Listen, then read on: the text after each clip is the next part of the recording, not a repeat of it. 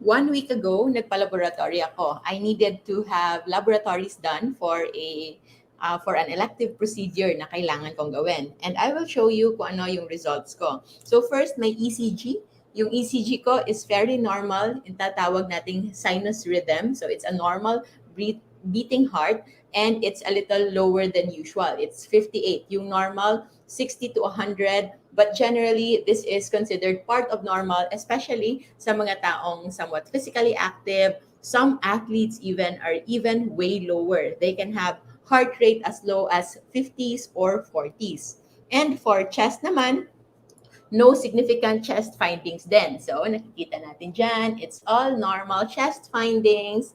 And then, yung ating urinalysis naman, meron tayong ketones. So, we will discuss a little about this one. Yung urine ketones is usually seen kapag yung isang tao ay nagkeketosis or is in and out of ketosis. So, merong mga panahon that you are actually producing more ketones than what your body needs, especially sa mga nagsisimula pa lang or for those who are doing extended fasting. So, when you are extended fasting, yung katawan mo gumagawa ng ketones for you to use as energy. But if you are not very physically active, like during this time, I'm always mostly in ketosis, kahit yung fasting ko dito is just around 12 hours.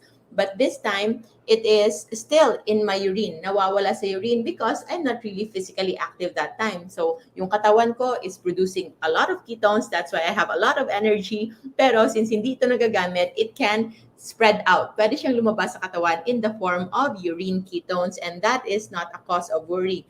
And also, yung urine ketones, hindi rin yan yung basihan when it comes to the level of ketosis. Pwede kang magkaroon ng urine ketones na yung level of ketosis mo is hindi ganun kataas, and you can even have zero or minimal urine ketones kahit pa you are in full ketosis. Ito ay nakikita lamang na you are having excess ketones in your body na hindi mo nagagamit for whatever reasons. Maybe you are producing a lot of ketones, or you are just not yet using a lot of it. Like sa mga nagsisimula pa lang mag-exercise, na yung muscles ay hindi pa ganon ka-acquainted, hindi pa nila ganon kakilala yung ketones. So some of that goes into waste na pupunta sila sa ating ihi. And also, yung ating hemoglobin, ating CBC, perfectly normal. Yung ating bleeding time and clotting time, everything is normal. Yung ating blood type is A positive. So, nakapag-donate na ako ng blood before then. So, that's why it's okay. My ESR, erythrocyte sedimentation rate, is normal, but nakita ko it's in high normal, which is not usual for me. Eto, dito ako nag-start nagtanong, anong nangyari? Because somewhat, pareho pa rin naman yung aking ginagawa, pareho pa rin yung aking kinakain, except maybe sa mga napaparaming fast food na kinakain namin during the operation. Kasi when we do our surgeries, we only have around 10 to 15 minutes lang na break in between for the whole day na yan for us to eat. And usually, yung binibiling food is just fast food. So, kahit pa hindi ako kumakain ng rice, but usually, yung chicken, yung fried chicken, usually, ganon, yun na lang yung kinakain ko. So, I think it's been mga a month siguro na almost in a week nakakakain talaga ako. Yun lang yung una kong naisip na baka that's why yung ESR ko, which is a reflection of inflammation in the body, kahit normal pa, but it's in higher normal, hindi ako sanay because usually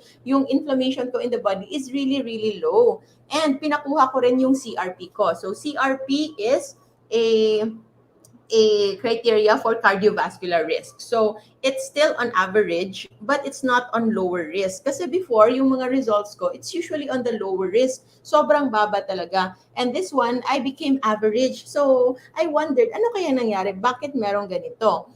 And when I checked my blood sugar, good thing, normal naman. It's fairly, very, very normal. So, ito yung pinaka number one wonder ng low carb talaga. It's the FBS. So, yung fasting blood sugar natin is just 77.5. I think nasa 10 to 12 hours of fasting lang ako dito. And you know na it's a good control of blood sugar because may HbA1c is also just 5.5.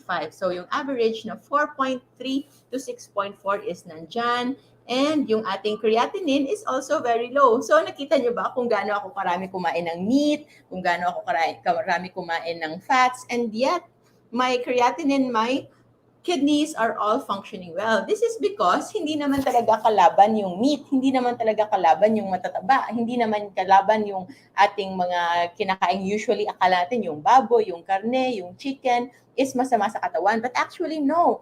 They are only bad, they are only having bad effects in our system kapag tayo ay kumakain ito na merong kasamang sugar in the form especially of rice. Kasi yun yung pinaka-common sa mga Pinoy, yung pagkain ng kanin. And eto yung pinaka-troublesome sa lahat. Gulat na gulat ako.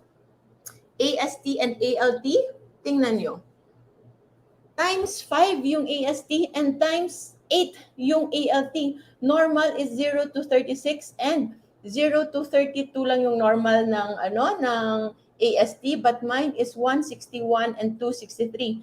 To a point na naisip ko na baka nagkamali sila siguro kasi nung panahon na yon marami akong kasabay ng mga malalaki yung tiyan, yung mga I think they are mga nag-uusap kasi sila about their work. So mga seaman sila. So hindi naman na-judgy ako, but my brother, Engineer Andrew Key, seaman din siya before, and alam kong common na common para sa kanila na merong mga matataas na liver enzymes in the form of AST and ALT.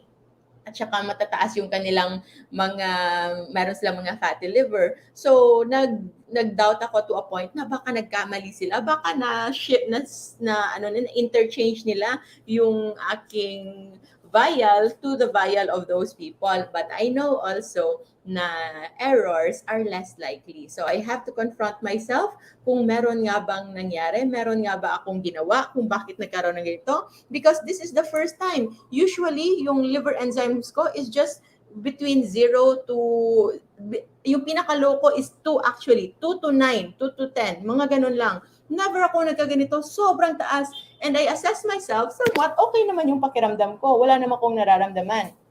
But I didn't have any time during that time para ulitin yung laboratories na yan. So, I only had time after 1 week. So, yung ginawa ko, after 1 week, I had my ALT and AST repeat again. And also, nagpa-liver ultrasound ako. Kasi hindi pa ako nagpa-ultrasound ever. Hindi pa ako nagpakaroon ng abdominal ultrasound.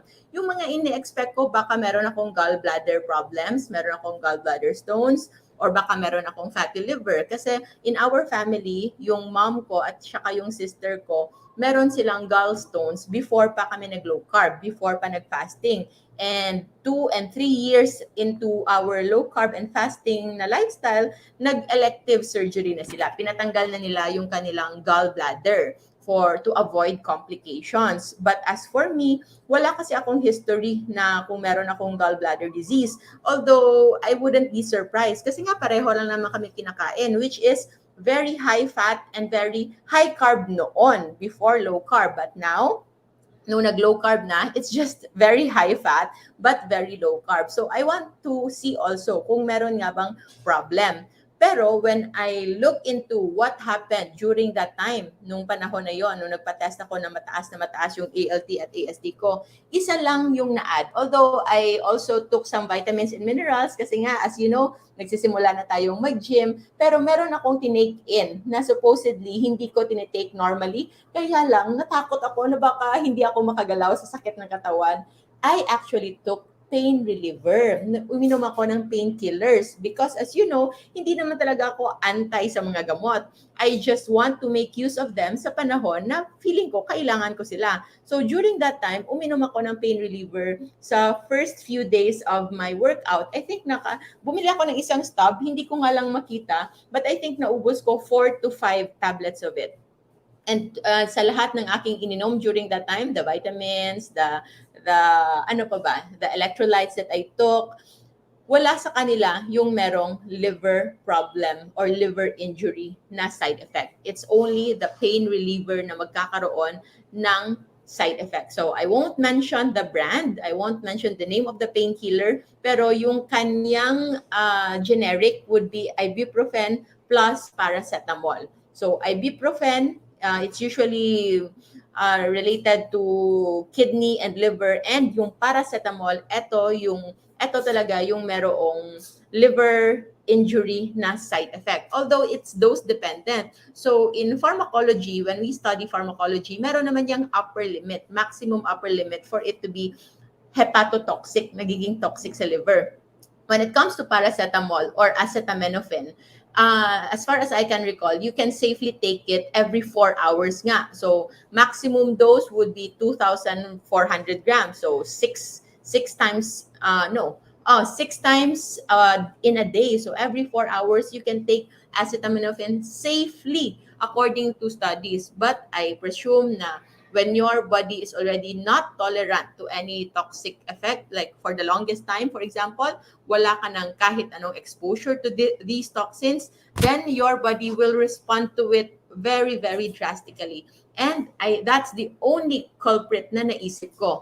I only took pain reliever around 4 to 5 tablets during that time nung kinuha yung test na yan. And I will know if this is true kung in a week time, because it's acute acute liver injury. So it's mostly acute liver injury kasi kung meron talaga akong fatty liver, it will be manifested in ultrasound. Like magkakaroon ito ng fatty liver infiltrations, merong mga kung ano-anong findings, it's not going to be normal. And also gallbladder problems, because liver and gallbladder health is very much interrelated. Usually yung may mga problems sa gallbladder also have an inflamed liver. So there is one way to check. After 1 week na hindi na ako uminom ng pain relievers na yon, and also I will just stick to my usual way of eating kahit pa nga nakakakain pa rin ako ng, I think there was one time na nakakain pa rin ako ng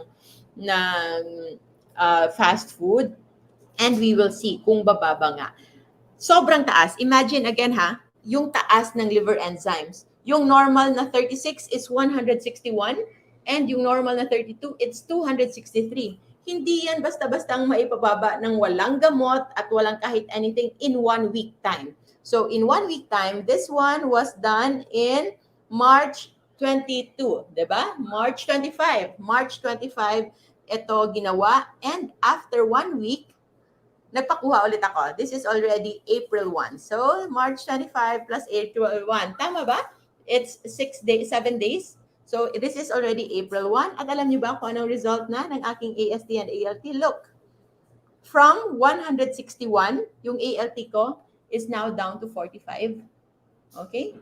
And my AST na 200, galing sa 263, it is now down to 31. So can you imagine that one? So kung sobrang normal ito, which is my usual, kung usual itong mga like nasa 9, 10, 11, 12, I would think na nagkamali lang yung previous result. But since this one, even if yung AST is normal na, but this is still on the higher normal, and yung ALT is still a little elevated.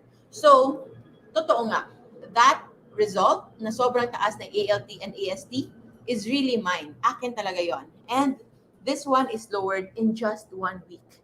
And to confirm, tingnan natin kung merong long-term kidney injury, kung meron na ba akong problema sa kidney, bladder, and everything else sa aking system, because what I had was whole abdominal ultrasound. So this is my whole abdomen ultrasound na procedure. And look, liver, gallbladder, pancreas, uterus, ovaries, all normal and perfectly healthy. So tingnan nyo, normal ultrasound of the liver, gallbladder, pancreas, spleen, kidneys, urinary bladder, lahat, all normal. So this one is only showing that elevation in AST, ALT, also known as SGT and SGOT, SGPT and SGOT, yun ay liver enzymes that when it is increased, ibig sabihin, supposedly kasi, yung mga enzymes na yun, nasa loob lang yan ng ating liver.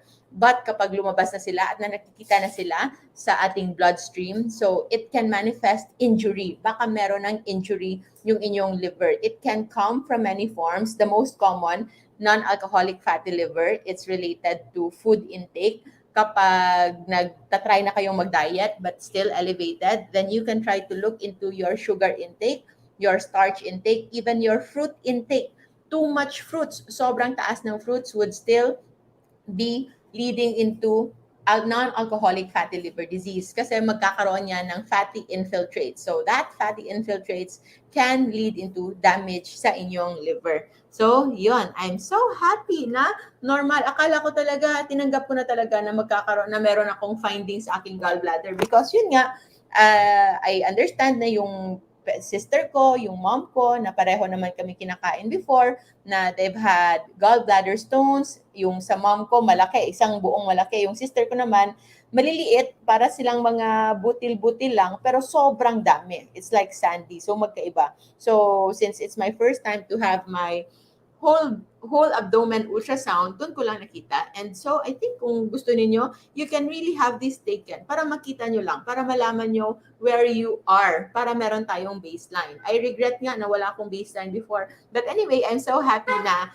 going 4 years into low carb and fasting, it's all perfectly normal and my laboratories are also very, very good, except for that na tumaas yung aking liver enzymes, but I know the culprit now. Hindi na talaga ako iinom ng pain reliever ever. Doon lang din ako nag-try uminom that time because yun nga, it's my first time to go to the gym na magbubuhat ng weights at takot talaga ako sa pain. Takot kasi akong masaktan. So, ayoko talaga ng pain. So, uminom ako ng ibuprofen plus paracetamol. It's a combination. It's a very fast-acting relief kasi na painkillers. Although, kung titingnan ko, parang wala namang masyadong effect. Kasi after that time, nung hindi na ako uminom, mas na-tolerate ko actually yung pains, aches and pains of those times. So, yan yung importante for us, and I hope you get to know your health status as well and know na yung ating katawan is really capable of healing. So imagine yung ALT, AST na more than 5 times, almost 8 times nga yung AST ko, in just 1 week, pwede siyang pababain. You just have to eat right. And also, you just know when to eat. So, yung ginawa ko, I just continue what I usually eat. So, it's mostly meat and nuts. Yung mga nuts, yun yung parang pinaka-snacks ko or yung parang nagbe-breakfast ako. But usually, my main meal, yung main kong kinakaing pagkain are mostly meat and fats. And so, titingnan nyo, hindi nakaka-lead into fatty liver ang pagkain ng taba. You can see many of my posts about food, yung mga pinagkakain ko, and I don't have any fatty liver because it's actually not the fats that will make us have fatty liver. Hindi ito nakakagawa ng taba because if you are eating mostly fats and proteins, okay, those fats can be burned into energy. Magagamit lang yan as energy, hindi yan magpa-pile up. But kapag kumakain kayo ng taba na merong kasamang kanin, merong kasamang soft drinks, merong kasamang kung ano-ano pang carbs, then yung tabang kinakain nyo ay magiging taba nga sa inyong atay. And that can be reflected in elevated ALT and AST. So, lesson learned for me, hindi na talaga ako inom ng mga gamot na hindi kailangan.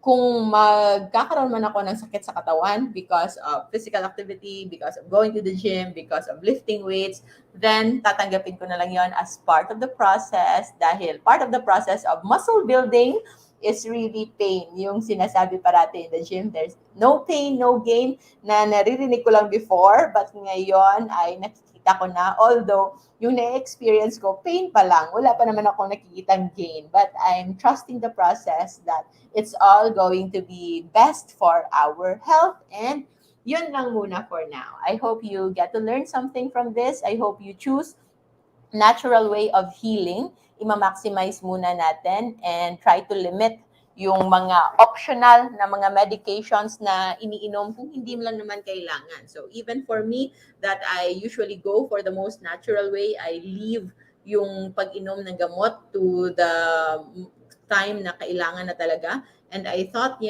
uminom ako for the sake of avoiding pain, but that led into this. Buti na lang, we know how to get back. So I just continued my usual meal eating. I continue my fasting. And then, hindi na ako uminom ng pain relievers. In-avoid ko na. I still took some of the supplements, the vitamins and minerals that I'm taking right now for gym. Ano lang naman, B-complex, magnesium, and then meron bang potassium? No. So, sodium lang, asin lang. Yun lang naman yung iniinom ko. That is important kasi when it comes to exercise kasi mas manghihina ka if you don't have enough electrolytes. And also, B complex I take sa mga panahon na kakaunti yung aking iniinom, kinakain na meat because meat is the most essential and the most nutritious kind of food, especially when it comes to B complex. So, yun lang muna for now. Maraming salamat everyone. Mamayang 12 noon, magkikita tayo in our live Q&A sa ating masterclass group. Maraming salamat po. I'll see you again in our next video. Remember to always stay low carb so that we all stay safe. Bye!